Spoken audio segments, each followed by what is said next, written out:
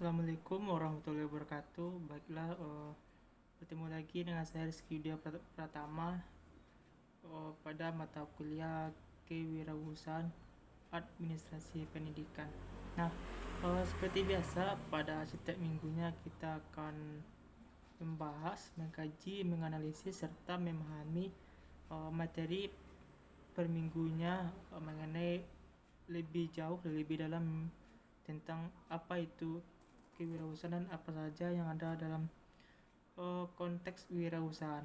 Nah, minggu lalu kita telah mempelajari dan memahami tentang topik yaitu kewirausahaan di era industri revolusi 4.0, yang mana wirausaha dalam era industri tersebut itu harus dapat berkembang menyesuaikan dengan terhadap perkembangan zaman yang ada. Kenapa demikian? Karena kita dalam membangun sebuah kegiatan usaha bisnis, kita harus dapat mengikuti terhadap perkembangan zaman yang terjadi. Kenapa demikian?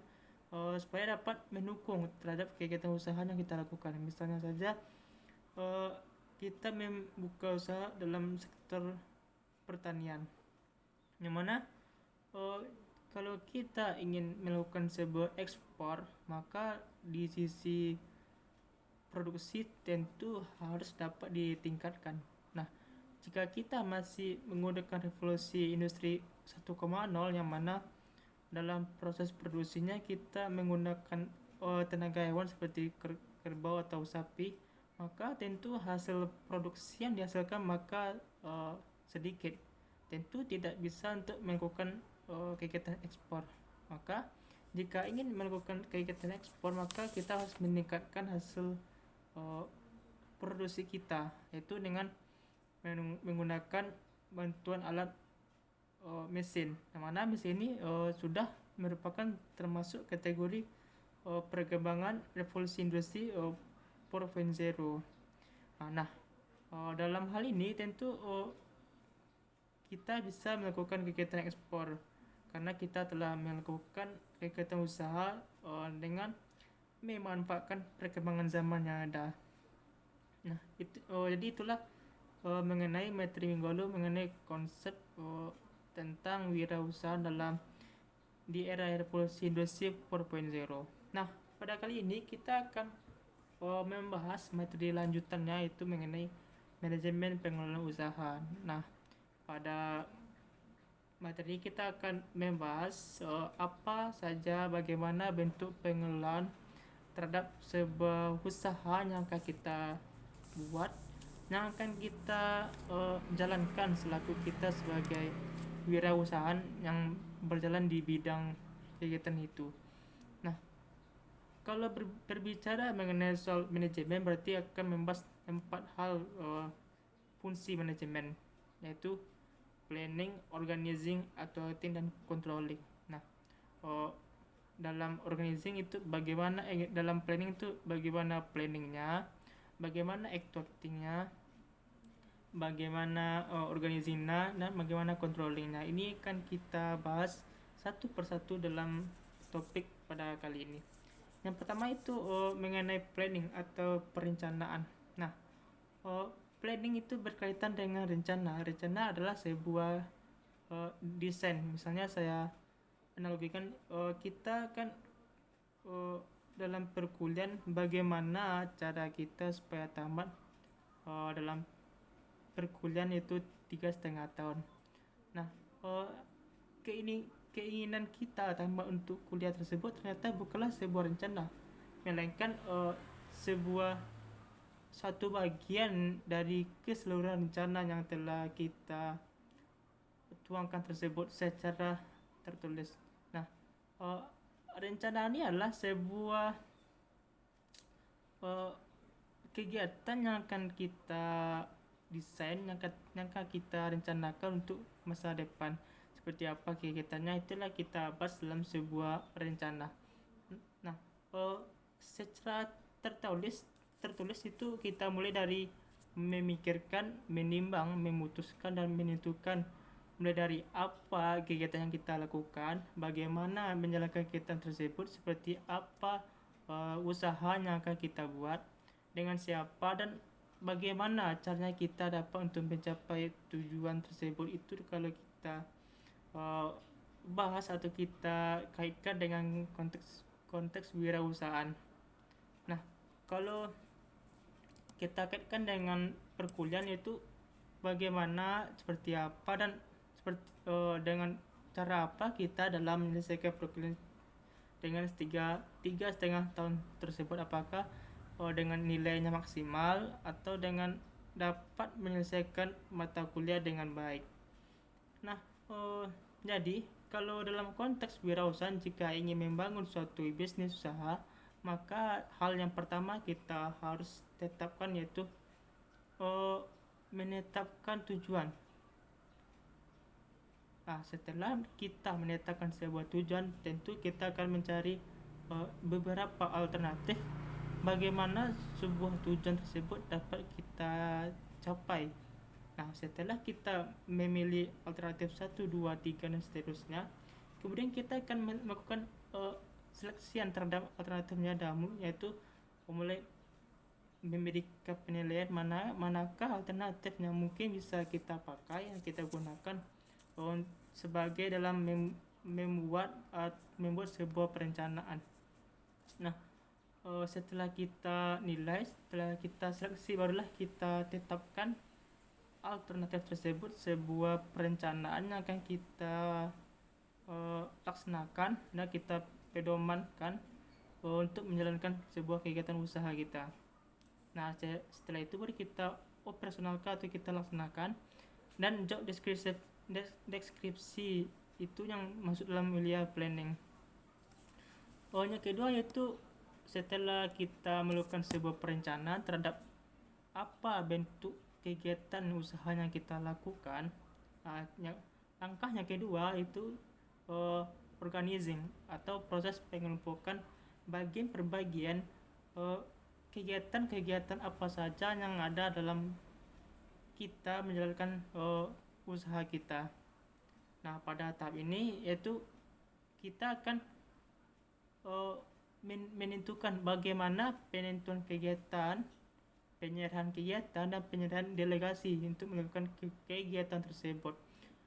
Melakukan pengelompokan yang jelas, usaha ini bagian dilakukan oleh siapa yang memiliki skill.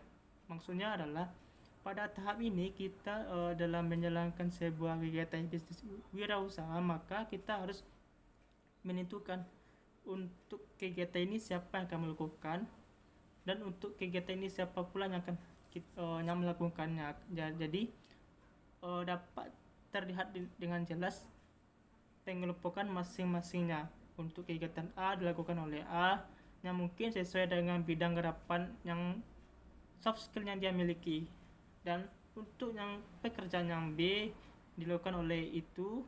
Kenapa? Karena memanglah di sanalah kemampuan bidang garapannya yang dia miliki. Nah, dalam proses pengelompokan ini ternyata ada beberapa hal yang harus diperhatikan dalam pendelegasian proses pengelompokan ini. Yang pertama itu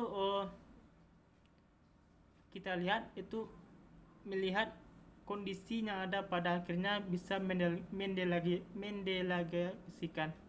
Nah, dalam proses manajemen pengelolaan usaha dalam kaitannya dengan organizing, berarti meletakkan sesuatu pada tempatnya, menumpukan pekerja ini dilakukan oleh siapa. Nah, seperti yang saya katakan tadi, pada dalam hal ini kita akan mengelompokkan sebuah pekerjaan sesuai dengan bidang garapan yang dimiliki oleh seseorang tersebut, agar tanggung jawab pekerjaan diberikan dapat diselesaikan dengan baik oleh dia.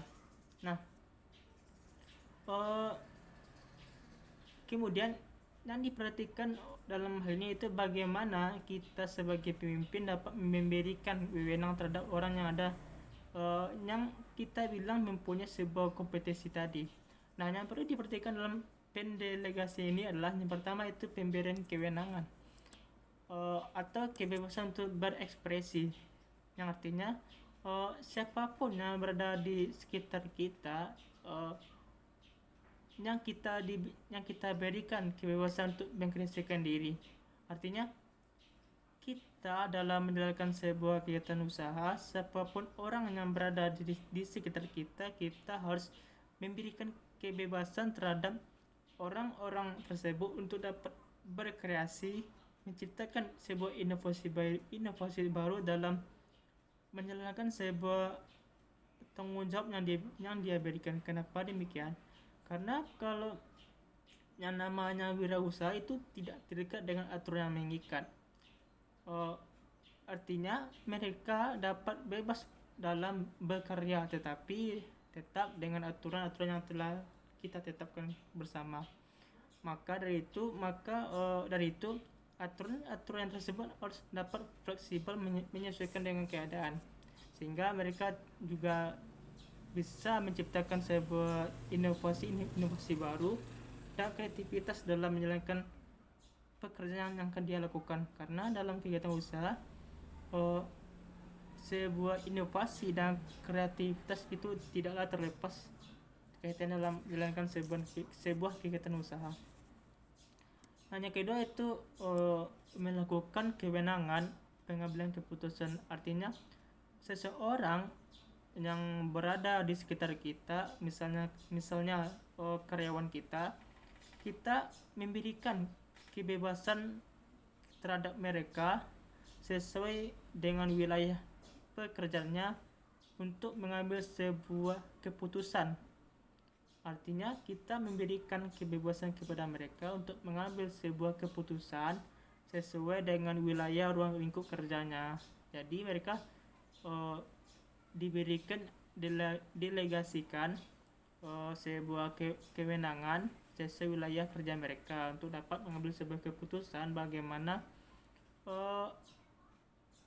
pekerjaan yang dia lakukan tersebut bisalah dapat terselesaikan dengan baik.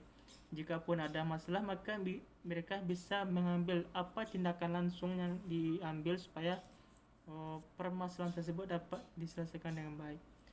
Yang ketiga yaitu tanggung jawab yang jelas. Artinya memberikan sebuah tanggung jawab yang jelas terhadap mereka yang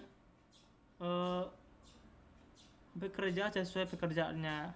Maksudnya adalah kita sebagai pemimpin dalam kegiatan usaha, dalam perihal pengelompokan kita harus memberikan tanggung jawab yang jelas. Kenapa demikian? Karena jika mereka diberikan tanggung jawab yang jelas sesuai pekerjaan mereka, maka mereka akan bekerja bagaimana supaya tanggung jawab yang diberikan tersebut dapat terselesaikan dengan baik. Nah, itu tadi tentang organizing atau proses pengelompokan bagian per bagian kegiatan pekerjaan yang akan dilakukan oleh seseorang dalam organisasi kita. Yang ketiga itu directing atau menggerakkan. Artinya kemampuan menggerakkan orang-orang yang ada dalam kegiatan usaha kita agar mereka dapat bergerak sesuai dengan tuntunan yang telah ditetapkan organisasi. Karena ingat, ada satu teori yang mengatakan, yaitu teori dari XY, yang menyatakan bahwa manusia itu pemalas. Siapapun yang nama manusia pasti ada pada dirinya sifat pemalas.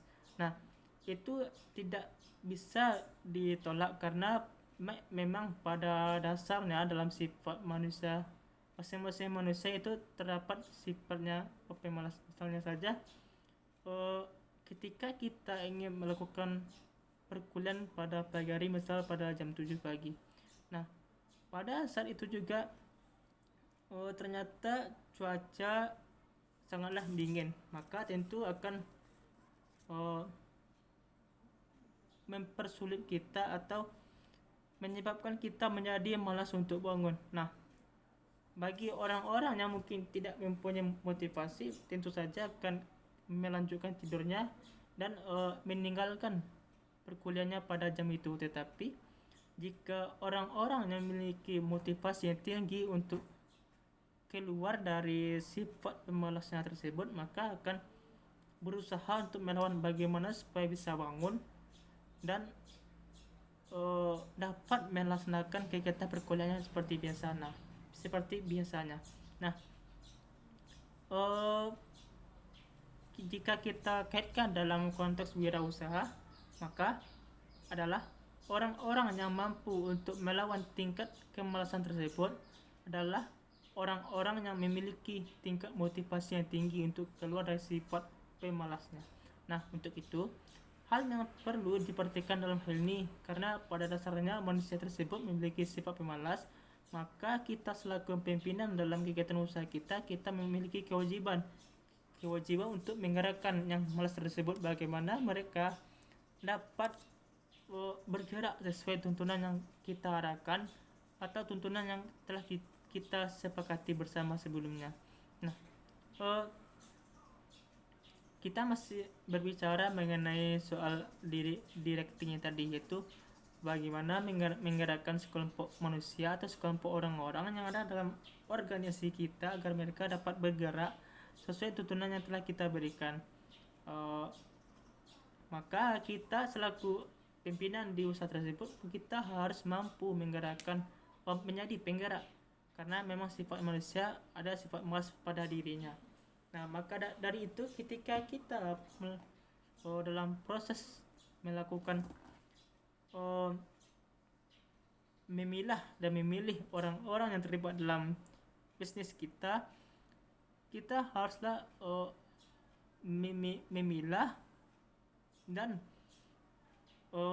memilih orang-orang yang mungkin memang memiliki tingkat motivasi kerja yang tinggi, karena kalau tidak itu maka akan berdampak terhadap kegiatan usaha yang kita lakukan.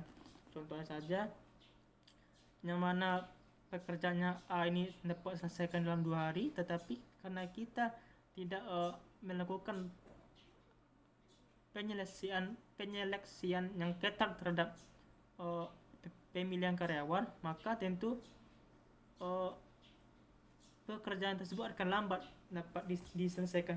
Kenapa demikian? Karena memang SDM karyawan kita itulah yang lambat, malas untuk melakukan pekerjaan yang tersebut sesuai dengan waktu yang telah diberikan. Maka untuk itu ketika kita melakukan pemilihan terhadap usaha kita, maka kita harus melakukan seleksian karyawan, memilih karyawan-karyawan yang memiliki tingkat motivasi yang tinggi.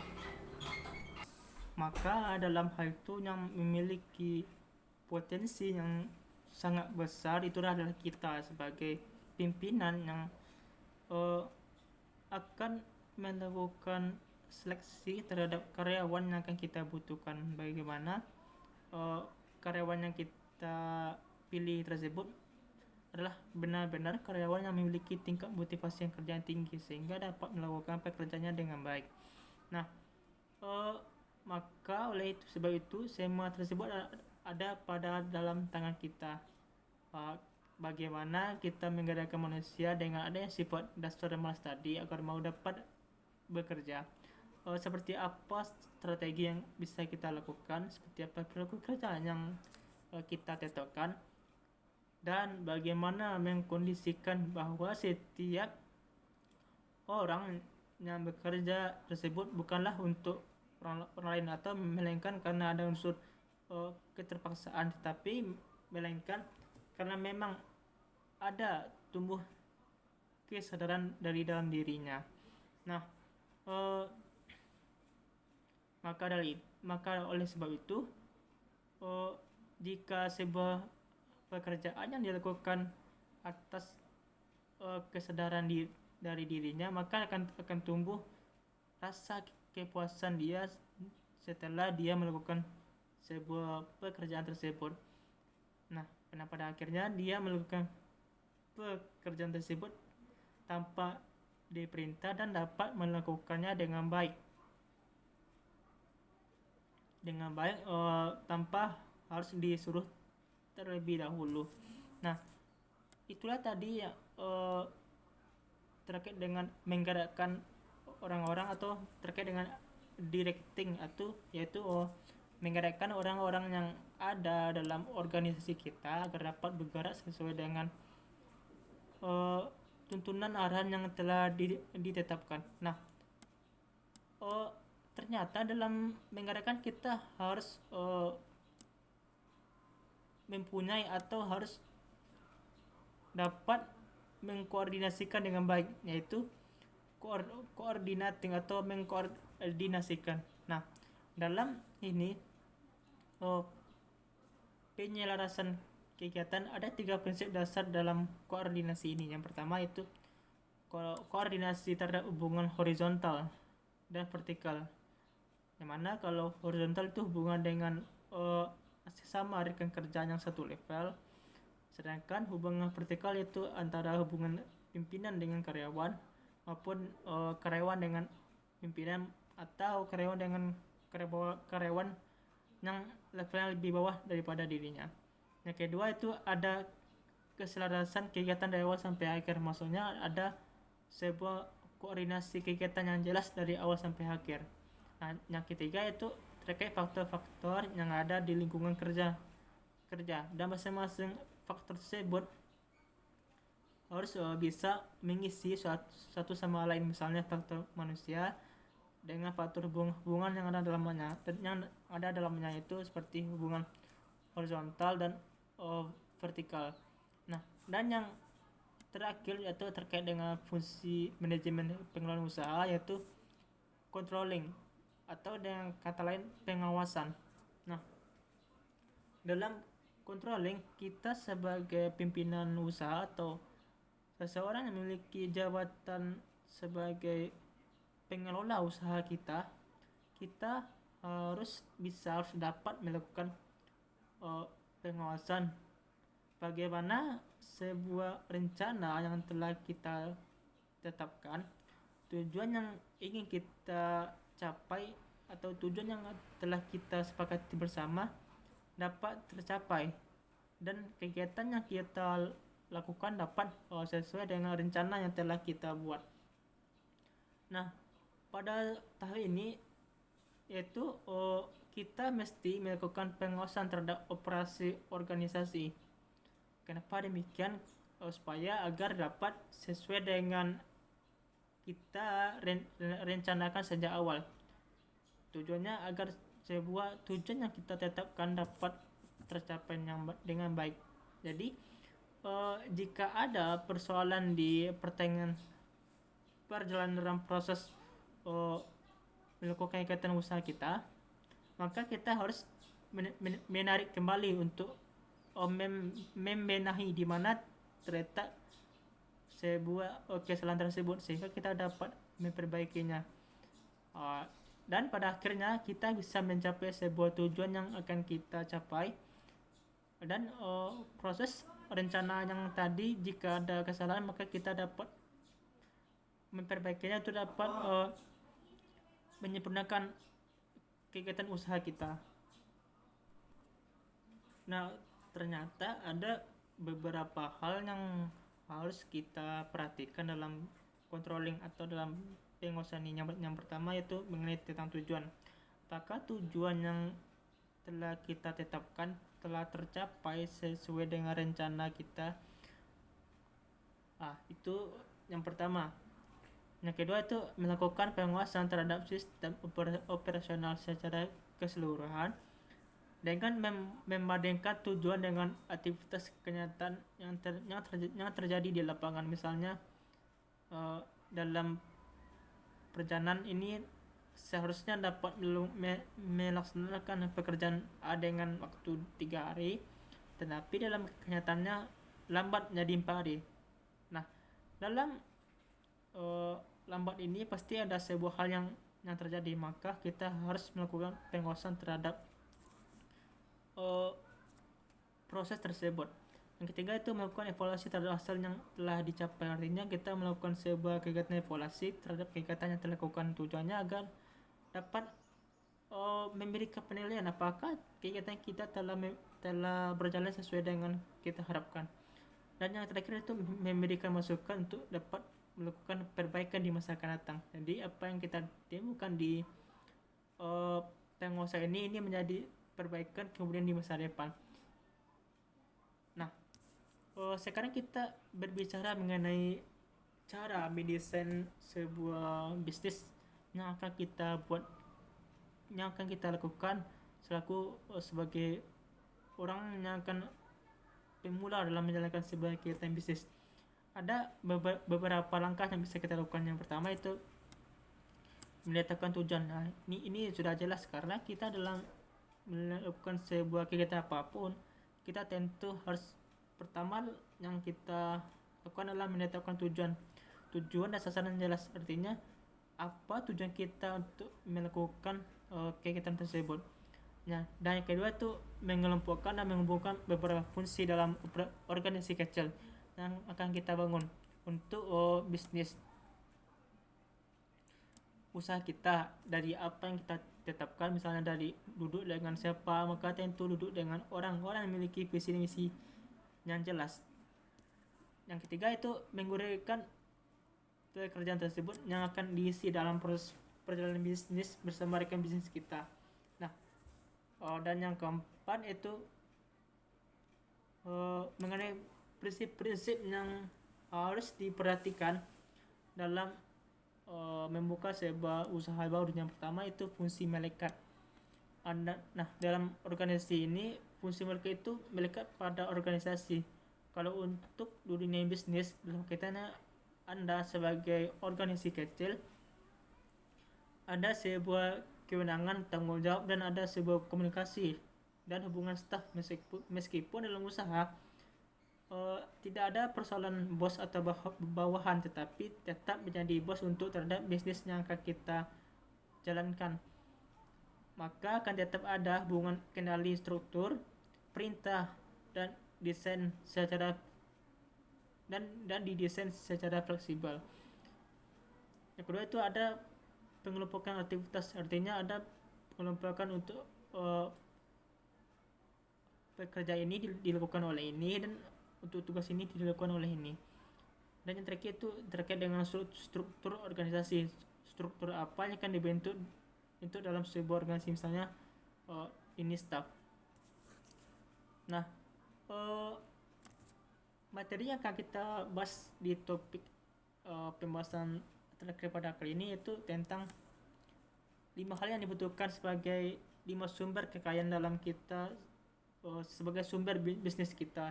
Yang pertama yaitu sumber daya manusia.